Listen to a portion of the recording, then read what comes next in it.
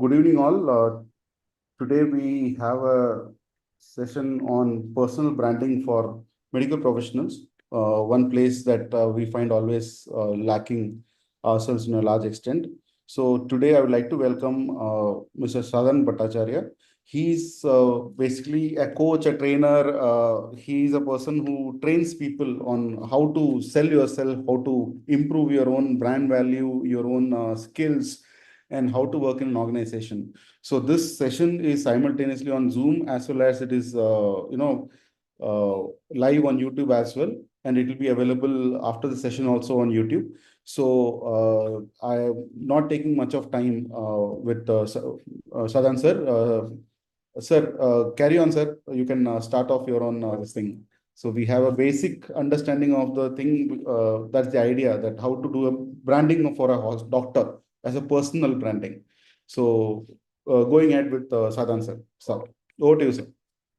Thank you, Dr. Hari, and good evening, everyone. And it's a pleasure to always talking to medicos because for last 30 years I've been part of healthcare industry. I started my career as a sales rep way back in '94, um, and then quickly went on to manage business. So I was a business leader for half of my career of 15 years, and thereafter I switched side to human resources and continued for next 15 years. Uh, just 1 year into my new venture called WhaleDone Learning, and now I'm visiting faculty to a couple of leading B schools, including the likes of ISB, Hyderabad. I am Amritsar at Goa Institute of Management, where I teach human resources and OB classes. Besides, I have got my own corporate clientele. That's about brief about me, and let's dive into a very interesting topic, which had been part of my own research since 2013, if I'm not mistaken.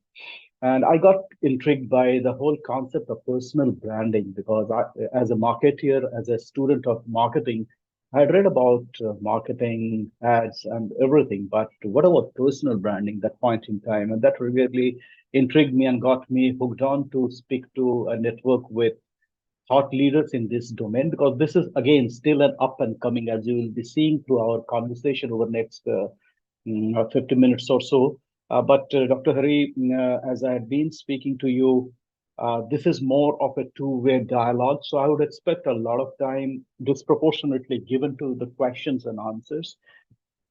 So meanwhile, before we get started, I would request you, whatever thoughts in your mind that come up when you listen to a theme called personal branding for medical professionals, please do keep those on the chat box or the Q&A section. We'll take a lot of time discussing, deliberating those questions because that's where the rubber meets the road, so to say.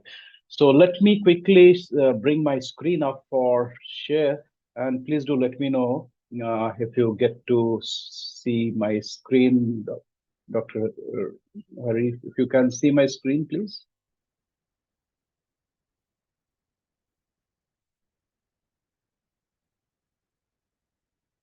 Hopefully my screen is visible to you. If you can just give me a thumbs up, is it? So it's on, sir. Yeah. So I've chosen the conversation theme today, this evening, a little provocative. How not to be myopic in the age of AI. And since I'm talking to people whose core work is to restore and provide sight, possibly the greatest gift of humanity. So Sir, first, sir, interruption. We have a lot of attendees who are other specialties as well. oh yeah, that really makes my work a little more interesting, I would say. Definitely, when I chose this theme called "How Not to Be Myopic," it's on a generic note. Whether you take as a subject matter expert myopia, or in the figurative term called myopic, not to be myopic with your Sir. personal brand. Yeah, we call colloquially not to be myopic in our planning and strategies. So feel free to choose the way it suits to you. And that really is the concept of today's conversation called brand you. Each one of us on this conversation today over Zoom have got our own unique brands, whether we recognize that or not is something different story. But as default setting, each one of us have got our unique brand promise and proposition. We'll talk precisely about that. Before we go there, I invite all of you for the next 1 minute to quickly scan the QR code upon your screen. On the screen, you can see there is a use code, because the moment you scan the QR code, you will be asked to put in this code, which is 19374251, and get into the question and type in your three responses to the question called, what does personal brand mean to you as a medical professional? You have got three options to type in there, maximum. So please do type in as many options as you can. Your time starts now. For next a minute or so, we will have them coming on the screen. Fantastic. Actually, the same poll was done maybe 3 years back with a larger audience that I polled among your peers from medical fraternities, asking the same question, and the results are on your screen here. The whole finding can be summarized that only a fraction of the polled audiences they had actually learned or heard about personal branding. So to say, only 40% of them. And like many other field or most of the fields, the understanding of personal branding and how to execute one is at best half-baked. But at the same time, we have lived through the pandemic and we have known the direct and indirect benefits of having a strong personal brand or reputation or a brand promise. So with that, definitely we are up for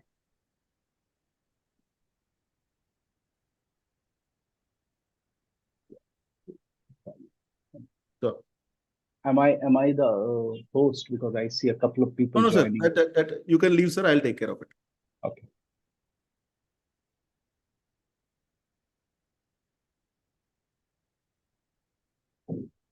You can just continue, sir. I'll take care of the rest. Yeah.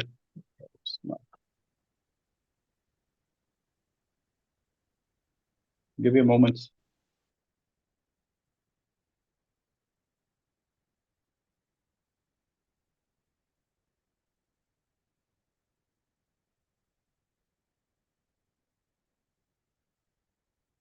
Sir, you have been muted. And some of the responses that we received in the same very straw polling with your medical fraternity, they found that personal branding is not for everyone. Personal branding is restricted mostly for celebrities, sports folks, and people like that. It is more of everything self-promotion. It's all about me, and everything surrounding me. And it's basically has come up as a mainstream discussion point thanks only to social media. These points are either partially or in some extent or a large extent true representation of how personal brand is actually seen in today's context. And if that is the case, what we need to do, ask ourselves. If I may ask all the 14, 15 participants online this evening, if you Google yourself, just find that I'm not sure how many of you would have done, as a matter of fact, informally, casually, nonchalantly. If you Google yourself, what are the results that come up? I would definitely urge each one of you to do the same thing. The results should be greatly varied depending on who you are or what you do. But there is a method in the madness of creating a personal brand, one click at a time, as we see in the digital space.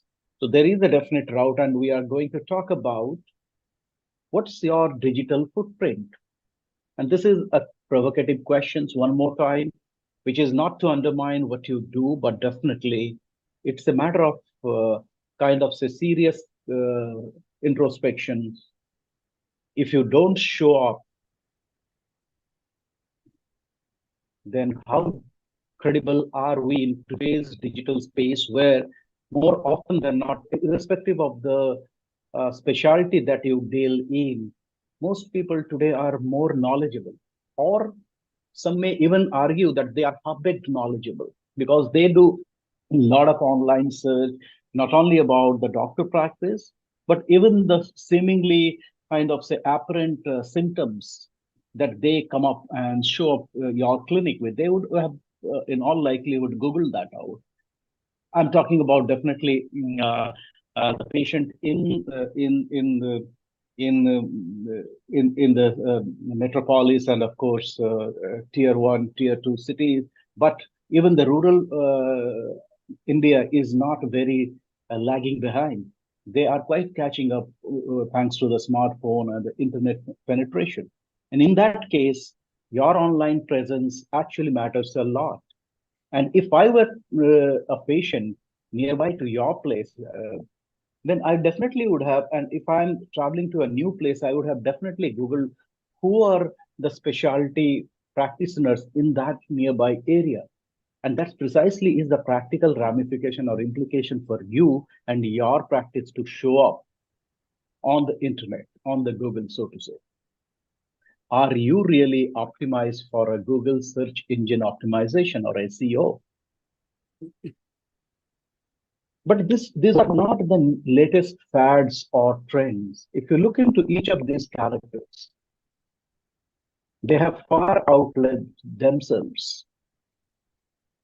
They themselves commanded a premium as a brand. Of course, they didn't know about personal branding per se, as we talk about today, but definitely they created consistently their own reputation, their own alter ego, if you will.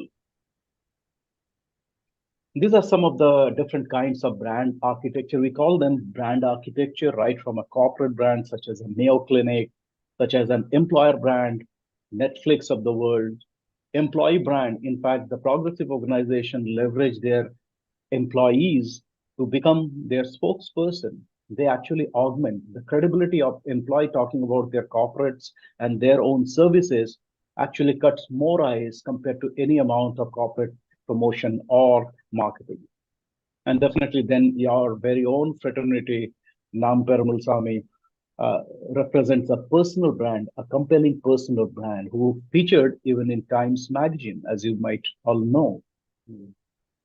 They actually were creating, whether it's a corporate brand, employee brand, or a personal brand, they invariably work towards consistently creating their own personal brand and their reputation.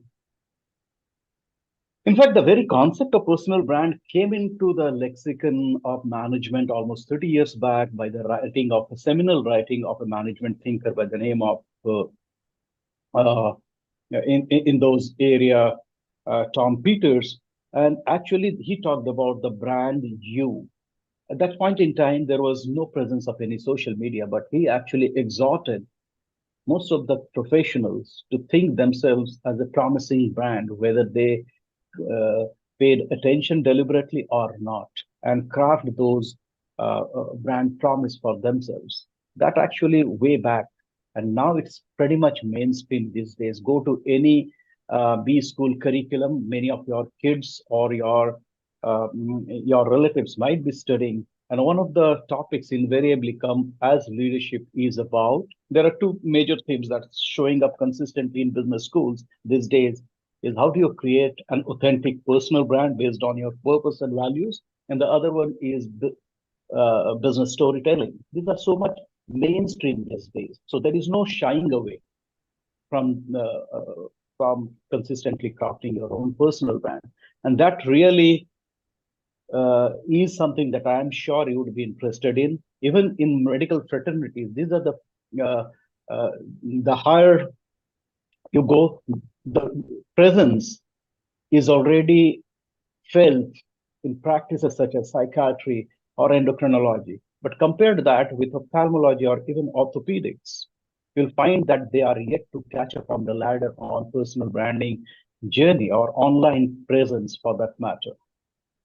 Somewhere in between, you will find dermatology, pretty much leading the charge alongside other streams. But there are some streams where the online presence as a train is yet to catch up significantly. So you have got a significant headroom to play here. I'm restricting my conversation at this point in time, or this slide talks about, in particular in ophthalmology, if you look into why ophthalmology has got a lot of headroom to play and grow their presence online, because most of the ophthalmological practices happen based on modern innovation driven. Possibly one of the forefronts of innovation led med devices companies, you'd find their presence thoroughly entrenched in ophthalmology. There is a strong entrepreneurial jill among the practitioners there, and the disease burden, as you know, we are possibly the highest or the leading cataract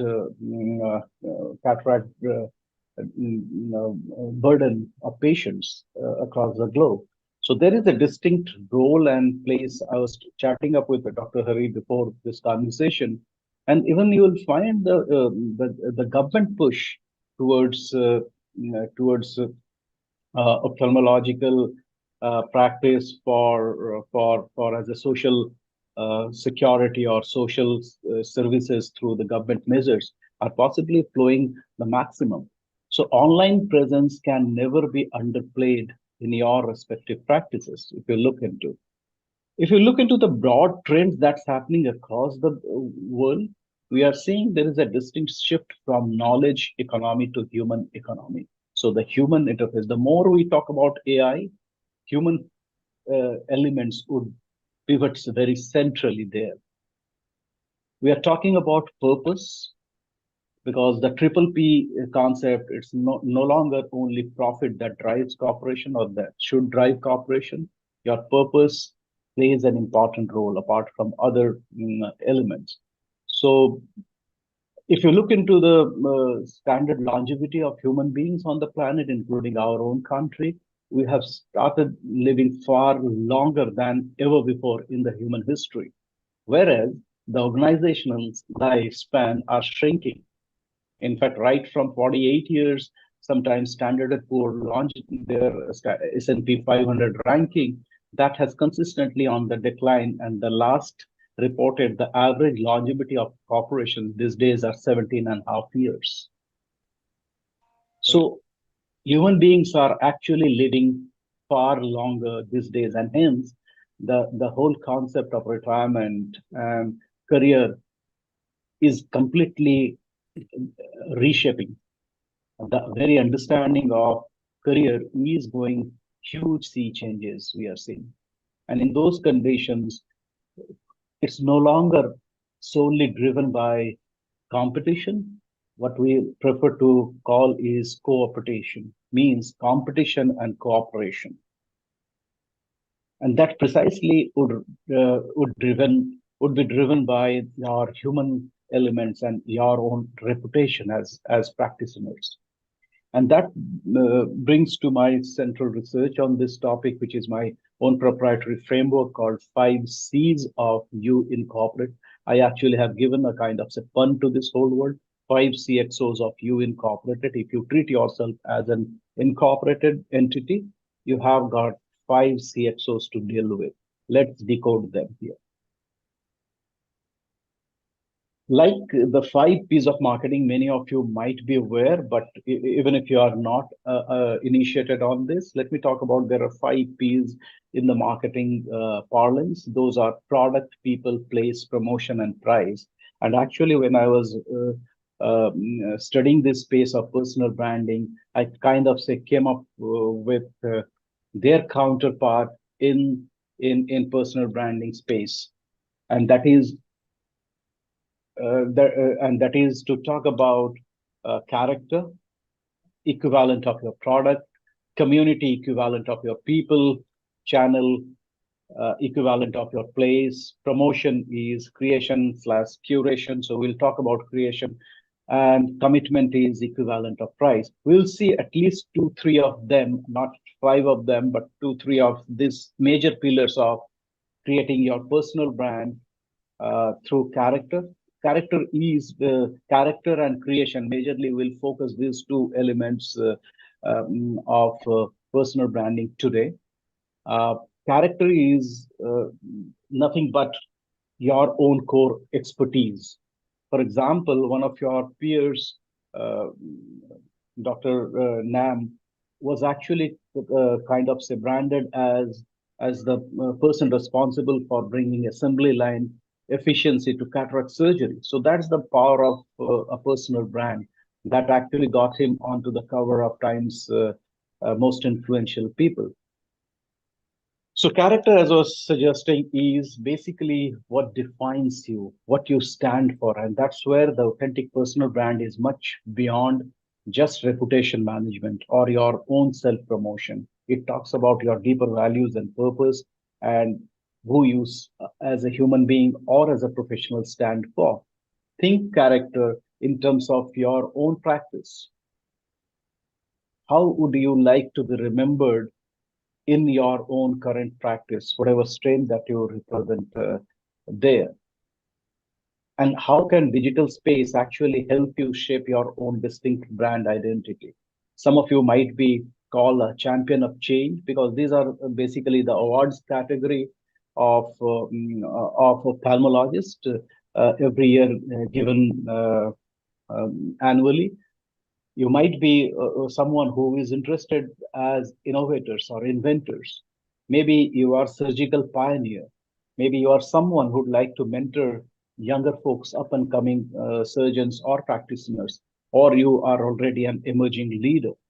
So find your own niche and accordingly define who you are and work consistently towards that.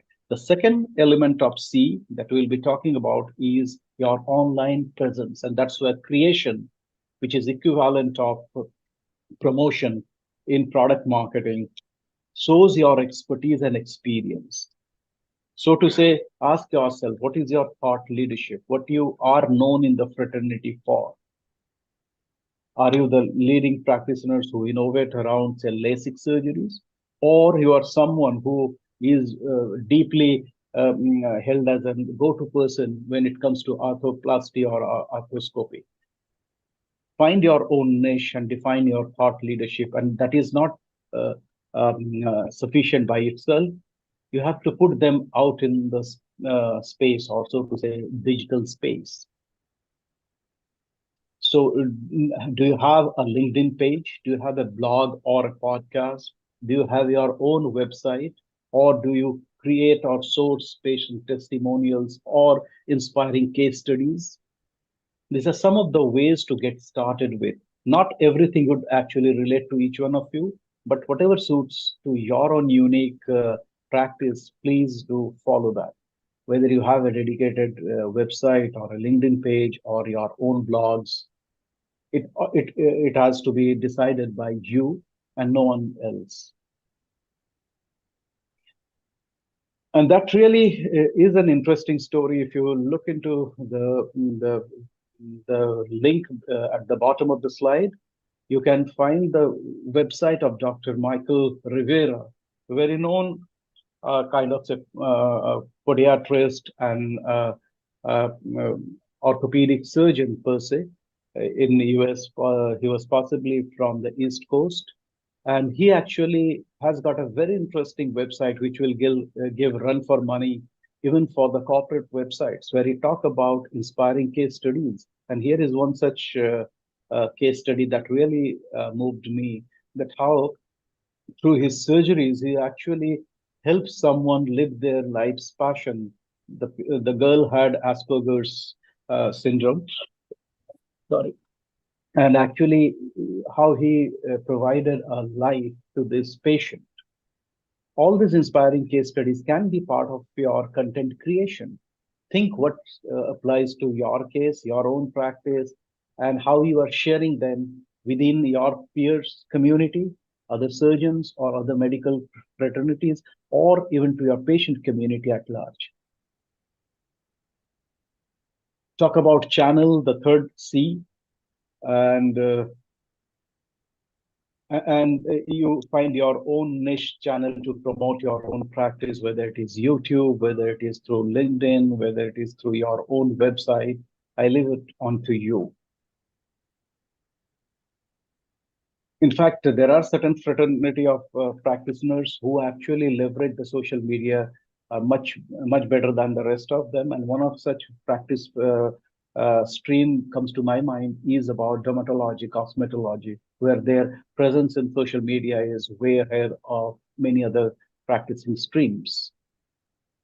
Even some of the leading ophthalmic surgeons across the globe actually they call themselves much beyond a surgeon or a medical practitioner. For example, here you can find a, he is a very known face, Dr. Ike, and he actually is called the rock star of ophthalmology. He's an innovator, pioneer of new surgical techniques, professor, and of course he consider himself not the usual ophthalmic surgeon.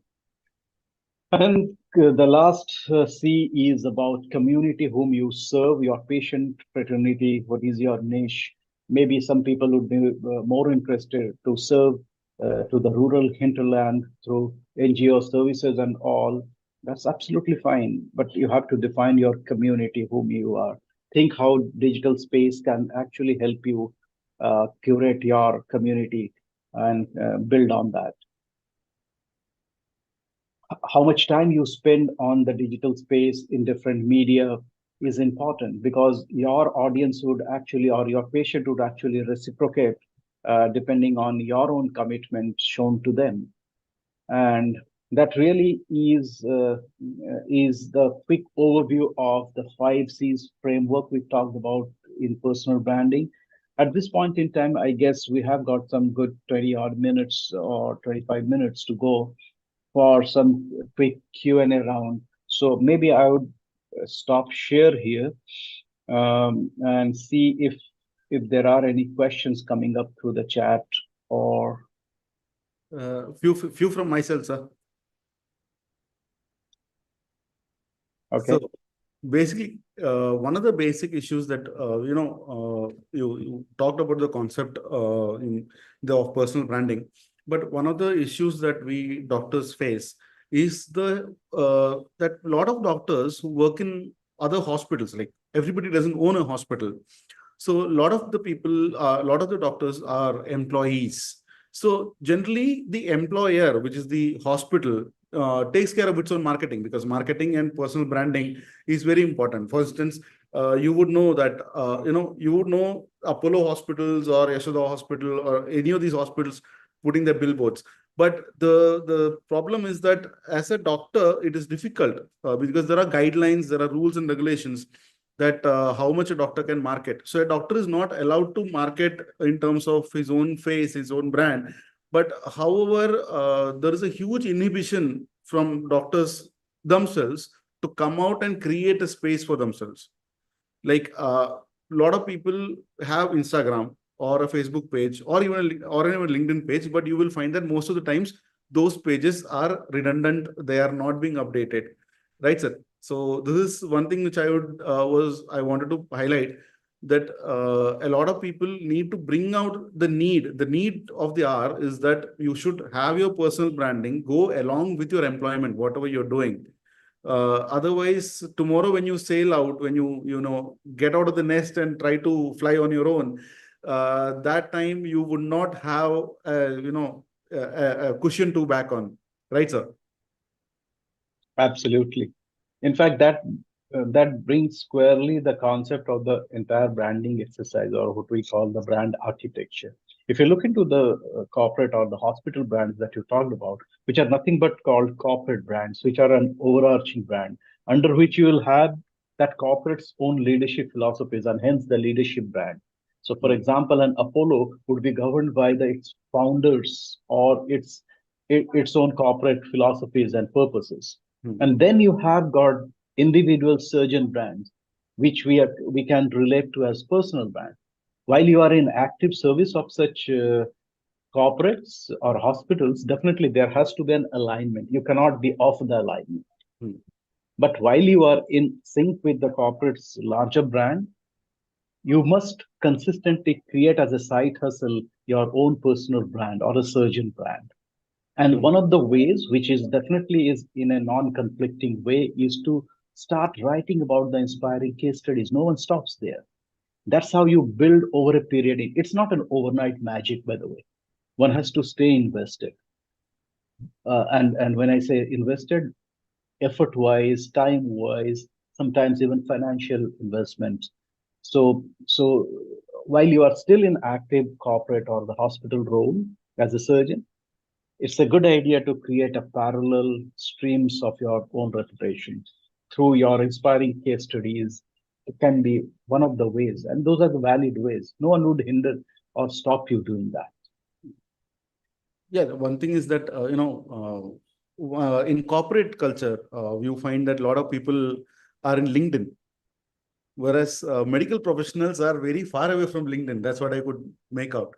But I think LinkedIn is a very professional kind of a network that a doctor should have, even if they are working in a corporate hospital, right? That would be the first step, which I would say, for your presence. In fact, one of the surgeons' name that I just showed you, Dr. Rivera, who is an orthopedic and podiatrist in US, he has got a very robust LinkedIn presence. Apart from his own personal website, as I mentioned, I will repeat, his personal website will give a run for money even to the corporate websites. So one has to be very consistent and intentional. What you want to do with your own case studies, because every medical professional would have tons of their own research and case studies, unique case studies. Some of them are worth putting out in the space for everyone to get inspired on, and that's how you create your traffic. And some surgeons do it much better compared to rest of us. Sorry, not surgeons, medical professionals, and do it much better compared to rest of others.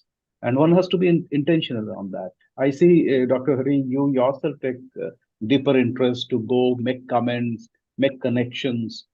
Those are the valid way. And moreover, this is not a overnight. This is not a T20 which is going on. It's a test match. One has to stay invested. I think is Hindi में बोलते हैं कि काम करो, काम का जिक्र भी करो. That's an old cliche. Walk the talk and talk the walk. Yeah, so both should go simultaneously.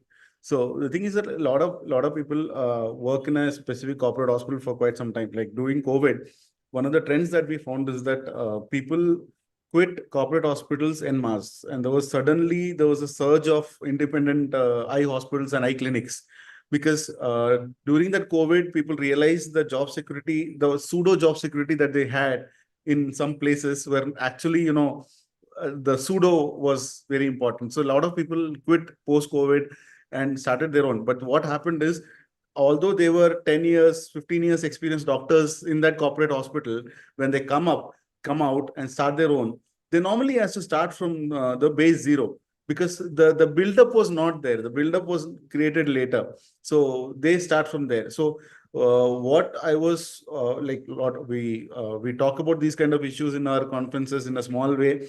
So what I normally tell people is that you should start having a small website, a LinkedIn page, or maybe a blog page, so that at least when people Google your name on the website, there should be some content.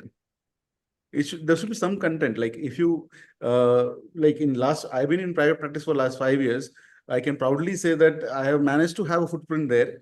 It doesn't take much of effort. Maybe 10-20 minutes, maximum to maximum half an hour in a day, is that too once in a week also is enough. It is so important, Dr. Hari, when you say being consistently. So you actually need to have a kind of a scheduler for putting out your case studies, maybe on a Friday afternoon, on a Saturday or a Sunday. You put out some weeks interesting case studies in a snap, but there are ways to write even those. If you go and write a detailed kind of say journal style case studies, no one is going to go and read there. Instead, infographics, some kind of a visual depiction of your case studies would always create those traction, not only within the medical fraternity themselves, but even from the industry and other fields. And with this advent of this ChatGPT and the likes, it has become much more easier to do it. Indeed.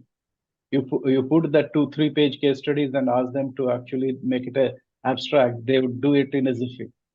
Yes. And there's other issues are that like there are a lot of restrictions on doctors on marketing, like in the social media presence and all. So I know if you're aware of the guidelines that are there. So it actually prohibits doctors from showcasing in terms of the financial aspects, like this treatment I did for so less or something like that. Those are actually something that we look down upon, and it's actually according to guidelines incorrect. But however, we are always allowed to give advices, give tips, give patient education videos. That's one thing which I find that a lot of people are doing. Like just some eye care, some healthcare tips or healthcare explanations in a layman's language. You want to explain a disease in a layman's language, which normally people would search for. For example, rheumatoid arthritis. What is rheumatoid arthritis? When a patient searches on Google, if it shows your video or your content, the person who is seeking that information will always look up that who has written this content. So that is a thing which I would like to ask upon, sir. No, absolutely. I mean, that precisely was the question. Have you Googled yourself? Yes. So that's, I mean, Google has become a verb these days. That's the power of its own brand. So if it works for a corporate, it equally works for individuals as well. And that's the reason a consistency in creating your own contents. One of the C's is about creation/curation. So you create your own kind of say knowledge repositories, your own expertise to showcase to the larger world.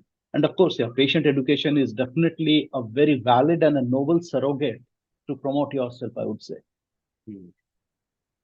Because a lot of people resort to that. So that is there. So anybody has got any questions? I think definitely would love to have some live questions. If someone would like to unmute and ask any question, please. So here I think everybody is in a rush to catch on to the wrap up. Yes. Yeah. So here let me tell you, in personal branding, the problem is that when you look at cricket, the moment a player starts playing well and starts climbing the ladder, the first thing that happens is there's a branding that happens with that player.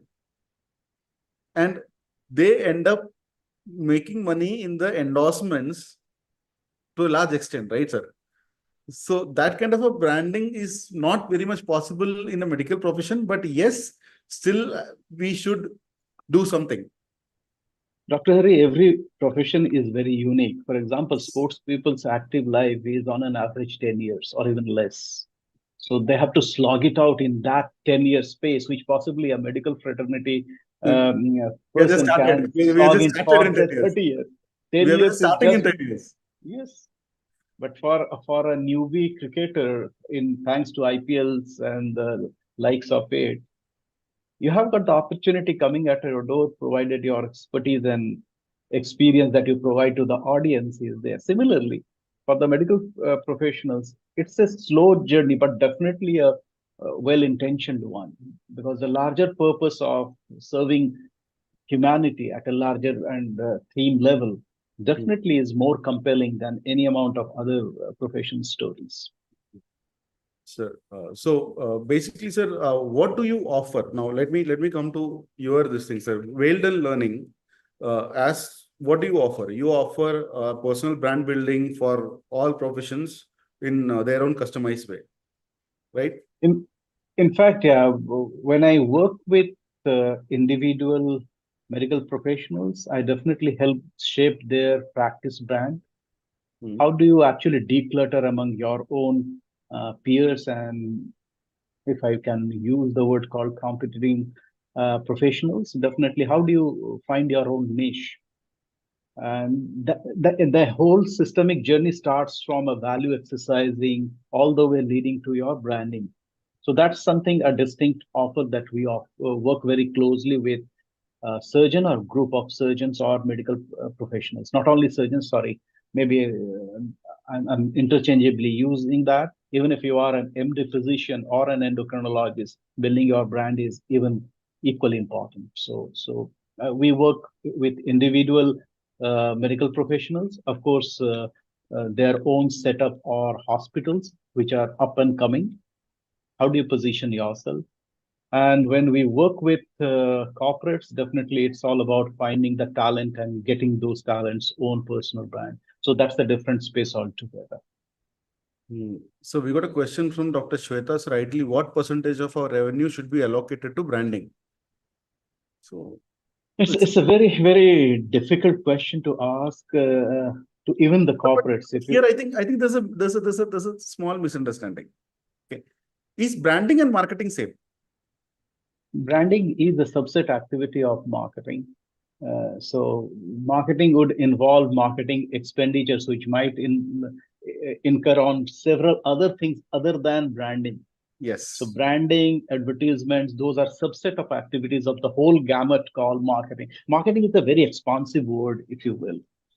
So it is very difficult even for the corporate to articulate. Usually 2 to 4% of revenues are usually given for marketing expenses. And out of that 2 to 4% would actually go into brand building exercises. So you can understand that's the corporate language.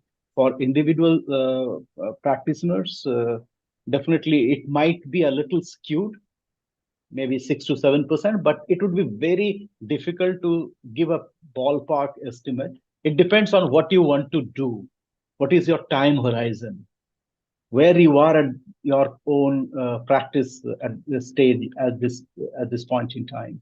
Every other factor needs to be looked into, and then take one step. It's not about the money, but thoughtful expenditure in an intentional way that will go far longer than just pouring in money. So basically, you mean like if somebody is good at writing, captivating articles and creating content by themselves, maybe so they would be able to do a brand building by themselves and without any revenue expenses incurred. Yeah. Whereas some hospitals, like for example, what's happening is in many cities, there are very senior practitioners who have been practicing, with their head down, and they have been just logging away.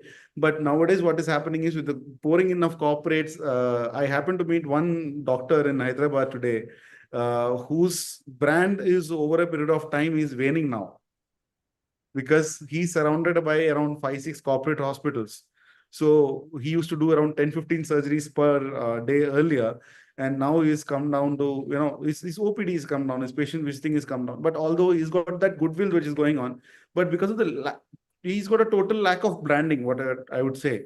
So that has actually brought it up. So thing is, depending on which stage you are, how much of time you can put in, how much effort you are capable of putting yourself, that also I think takes a huge, variable in this, that how much revenue to be allotted to branding.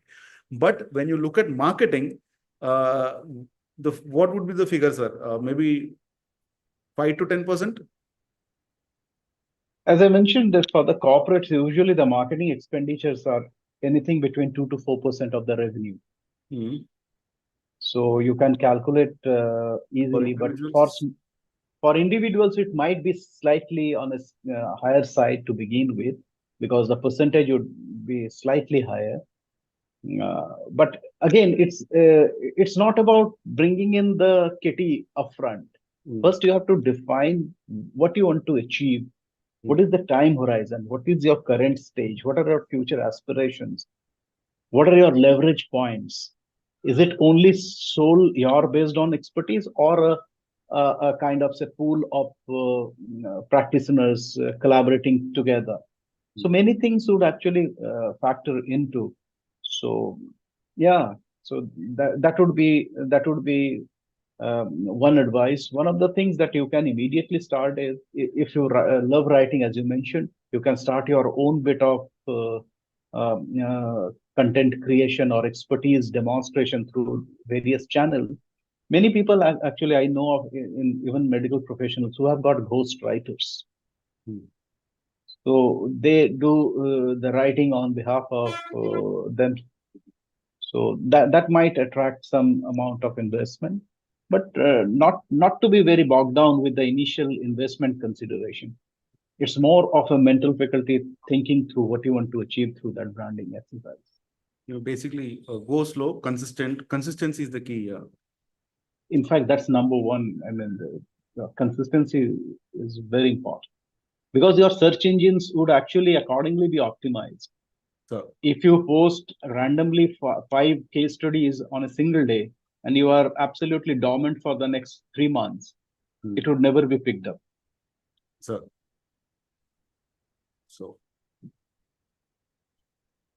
anything else? I don't think that everybody is, eager for this thing. So, thank you, Doctor. Thank you, Mr. Sadhan. What I'll do is I'll leave your details in the description in the YouTube video. And apart from that, I would want to let everybody know that Mr. Sadhan is available during Oftal conference coming up in July. The details of which also I'll put in the description. So if you want to personally interact with him, you want to contact him, you can just check out the description. I'll leave the details below.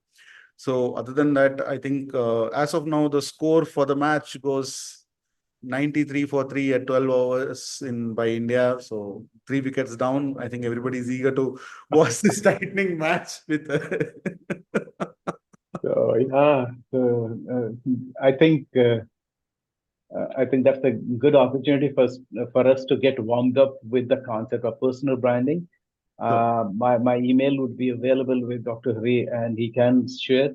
Drop me an email or phone number. You can message me WhatsApp, and we can get started on. So, thank you for this evening. Small catch up on warming up with the concept of personal branding for medical professionals. Thank you so much. Thanks a lot, sir. Yes, sir. Thank you. Bye. Enjoy the rest of the evening.